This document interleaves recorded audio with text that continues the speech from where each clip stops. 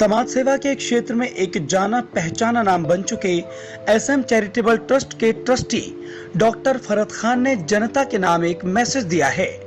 इस video message के माध्यम से डॉक्टर फरहत खान ने टाइफाइड फीवर को लेकर समाज में फैली तमाम भ्रांतियों के बारे में चर्चा की। साथ ही ये भी बताया कि टाइफाइड फीवर लाइलाज बीमारी नहीं है, लेकिन कुछ ऐसे लोग जो चंद पैसों के लालच में मरीजों की जान से खिलवाड़ करते हैं, वो इस बीमारी में अक्सर मरीजों की जान जोखिम में डाल देते हैं। डॉक्टर फरहत खान ने टाइफाइड फीवर को लेकर तमाम जानकारियां साझा की। साथ ही स्वास्थ्य विभाग से ऐसे लोगों पर शिकंजा कसते हुए कार्रवाई करने की बात भी कही, जो मरीजों को न सिर्फ बेवकूफ बनाते हैं बल्कि उनकी जान को जोखिम में डाल देते हैं।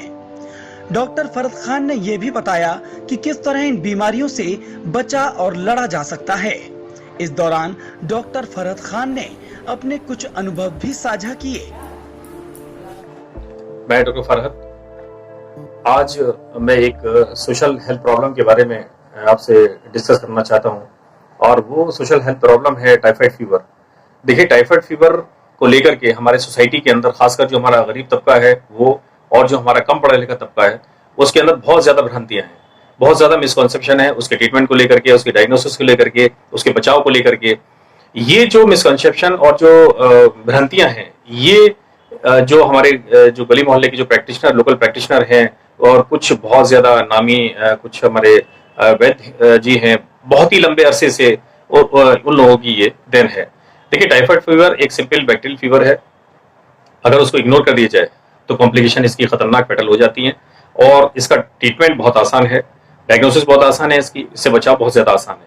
लेकिन पता नहीं क्यों बहुत लंबे अरसे से इसकी ट्रीटमेंट को लेकर के, इसकी डायग्नोसिस को लेकर के इतना ज्यादा खौफ और डर पैदा कर दिया समाज के अंदर कि वो बिल्कुल एक सही मेडिकल ट्रीटमेंट, एलोपैथिक ट्रीटमेंट अपनाने के लिए बिल्कुल तैयार नहीं होता, और अपनी जिंदगी को अपनी दांव पर लगा देता है।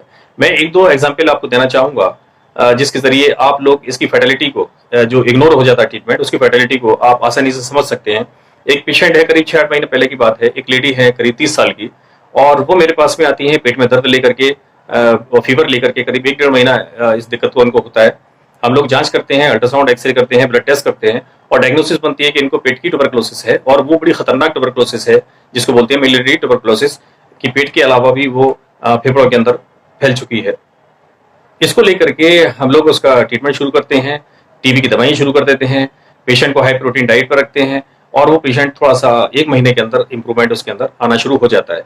ये पेशेंट ट्रीटमेंट को लेकर के मथुरा चली जाती है, जहां पर उसकी ससुराल है, और मथुरा के अंदर कुछ ट्रीटमेंट में कुछ दिक्कतें आती हैं, वो ट्रीटमेंट लेना थोड़ा सा शॉर्ट करती है। उसके बाद में उसको फीवर फिर आना शुरू हो जाता है, और बस्ती पड़ोस वाले उसको एक सलाह देते हैं कि ये बुखार जो है, ये टाइफाइड फीवर है, और तुम्हें एक वैद्य, वहाँ की जो नामी वैद्य जी कोई है, लोकल प्रैक्टिशनर है, उसको आपको दिखाना चाहिए। वो पेशेंट ट्यूबरकुलोसिस की दवाइयाँ और सारा ट्रीटमेंट छोड़ करके उन वैद्य जी का कंसल्टेशन लेते हैं, और वैद्य जी वो सारी दवाइयाँ बंद कर देते हैं, डाइट उनकी कर्टेल कर देते हैं बिल्कुल। 2-3 मुनक्का और 5 से 10 ग्राम चना, जो भुना हुआ चना हुआ चना जो है, वो उसकी डाइट में इंक्लूड कर देते हैं। जिस पेशेंट को हाई प्रोटीन डाइट की जरूरत थी, रेगुलर एटीडी यानी कि ट्यूबरकुलोसिस की दवाइयों की जरूरत थी, अब उस पेशेंट को सब कुछ डाइट तक खत्म कर दी जाती है, टीबी की दवाइयां बंद कर दी जाती हैं। अब सोचिए उसका क्या हाल होगा। इन 2-3 महीने के अंदर लगातार यही डाइट रहती है उसकी, और वो पेशेंट धीरे धीरे करके भूख स्टार्वेशन के अंदर जाती है, भूख माल्यूट्रिशन का शिकार बन जाती है, बॉडी से हीमोग्लोबिन गायब हो जाता है। जब हम लोगों ने उसको ट्रीटमेंट करके भेजा था, शुरू करके भेजा था, तो हीमोग्लोबिन उसका 10 था। जब वो लौट करके आई, अभी 1 महीने पहले जब पेशेंट लौट करके आई थी हमारे पास, तो इसका हीमोग्लोबिन 3.5 था। पूरा बॉडी के अंदर ब्लड था नहीं, व्हाइट थी पेशेंट, पूरी बॉडी उसकी सूजी हुई थी, पूरी बॉडी में ब्लड की जगह पानी भरा हुआ था उसके अंदर, और पेशेंट कंजेस्टिव हार्ट फेलियर यानी कि हार्ट फेलियर की तरफ पेशेंट हो जा रही थी। उसको हालांकि हमने रेफर किया है, सेंटर में पेशेंट गई, पता ये लगा कुछ दिन के बाद उसकी डेथ हो जाती है पेशेंट की। तो ये एक ही एग्जाम्पल नहीं है, बल्कि सैकड़ों एग्जाम्पल ऐसे हैं जो हमारे डे टू डे प्रैक्टिस के अंदर सामने आते हैं। और आजकल की जो मेडिकल रेवोल्यूशन के वक्त में, जहां पर मेडिकल साइंस इतने ज्यादा तरक्की कर रहा है, इतना ज्यादा इसका एडवांसमेंट हो रहा है, और वहां पर समाज के एक बड़े तबके के अंदर, मैं कहता हूं 50% तबके से ज्यादा तबके के अंदर, जहां पर इलिटरेसी है, जहां पर लैक ऑफ अवेयरनेस है, जहां पर पॉवर्टी है, उसी समाज के अंदर इस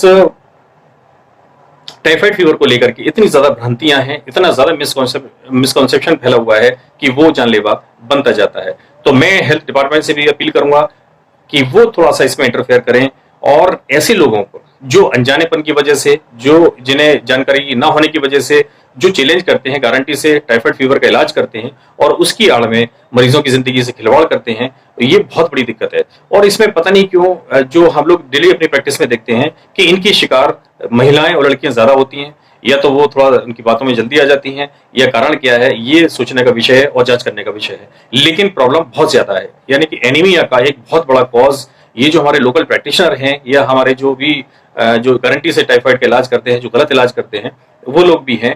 तो इस पर रुकावट लगाने की बहुत ज्यादा जरूरत है। और ये एक सोशल हेल्थ इशू है, ये किसी एक ही फैमिली प्रॉब्लम, एक फैमिली का प्रॉब्लम नहीं है, बल्कि एक वाइड स्प्रेड, एक इलिटरेट और एक गरीब तबके के अंदर ये फैली हुई बहुत बड़ा सामाजिक इशू है। इसको रोकने की बहुत ज्यादा सख्त जरूरत है। और समाज के अंदर भी, समाज को भी जागरूक होने की जरूरत है कि आप प्लीज, हर फीवर टाइफाइड नहीं होता और टाइफाइड फीवर कोई इलाज नहीं है। और टाइफाइड फीवर का जैसा रूटीन जो डॉक्टर ट्रीटमेंट करते हैं वही इसका ट्रीटमेंट है। एंटीबायोटिक, सिंपल सी एंटीबायोटिक है। अगर इसका ट्रीटमेंट इग्नोर कर दिया जाए तभी इसमें कॉम्प्लिकेशन पैदा होती हैं, तभी ये टाइफाइड फैटल हो जाता है, तभी खतरनाक हो जाता है। अदरवाइज बहुत सिंपल ट्रीटमेंट है। आप घरों के अंदर सफाई रखिए, अपने घर के बाहर सफाई रखिए, खुद अपनी सफाई, अपने शरीर की सफाई रखिए और हेल्दी डाइट लीजिए। यही इसका एक, और एंटीबायोटिक डॉक्टर की सलाह पर आप लीजिए, यही इसका एक ट्रीटमेंट होता है। इतना बहुत ज्यादा पैनिक होने की जरूरत नहीं है। ये इतनी खतरनाक बीमारी नहीं है कि बिल्कुल एक अनपढ़ शख्स इसका ट्रीटमेंट कर सके। तो मेरी आप लोगों से, आप आम जनता से भी अपील है, यही इसका एक ट्रीटमेंट होता है। इतना बहुत ज्यादा पैनिक होने की जरूरत नहीं है। ये इतनी खतरनाक बीमारी नहीं है कि बिल्कुल एक अनपढ़ शख्स इसका ट्रीटमेंट कर सके। तो मेरी आप लोगों से, आप आम जनता से भी अपील है कि टाइफाइड के फीवर के बारे में आप इतना ज्यादा पैनिक ना हो। अगर आपको बुखार है, आपको सलाह दे रहा है कि टाइफाइड फीवर है, तो आप अपने फिजिशियन के पास, नियर बाई फिजिशियन के पास जा सकते हैं, मेडिकल कॉलेज में जा सकते हैं, डिस्ट्रिक्ट कहीं भी गवर्नमेंट हॉस्पिटल में आप जा सकते हैं और उसकी जांच करा सकते हैं। अगर टाइफाइड है, आप अपनी संतुष्टि करा लीजिए। टाइफाइड है तो उसका ट्रीटमेंट आपको वहां से मिल जाएगा। वो ट्रीटमेंट बहुत आसान होता है। ऐसे लोगों के चक्करों में ना फंसे जो कि अपने कुछ चंद पैसों के लालच के लिए किसी मरीज की जान लेने पर उतारू हो जाते हैं। और इसको मैं हेल्थ डिपार्टमेंट से मैं गुजारिश करूंगा कि इसमें बहुत जल्दी ही इसके अंदर इसको इंटरप्ट करें। ये जो माल प्रैक्टिस की चेन है इसको तोड़ें जल्दी से, क्योंकि ये वाइड स्प्रेड प्रॉब्लम है और ये बड़े स्तर पे समाज के अंदर फैली हुई है और इतना आसानी से नहीं छूटेगा। लेकिन कम से कम अगर हम जनता को जागरूक करेंगे और अगर हम ऐसे प्रैक्टिशनर पर रोक लगाएंगे तो काफी जानमाल का नुकसान से रोका जा सकता है। बहुत बहुत शुक्रिया। डॉक्टर फरहत खान ने लोगों को जागरूक करने की भरसक कोशिश की है, लेकिन इनकी ये कोशिश तभी कामयाब होगी जब लोग खुद जागरूक होकर इस तरह की बीमारियों से लड़ने के लिए पूरी तरह तैयार हो जाएंगे।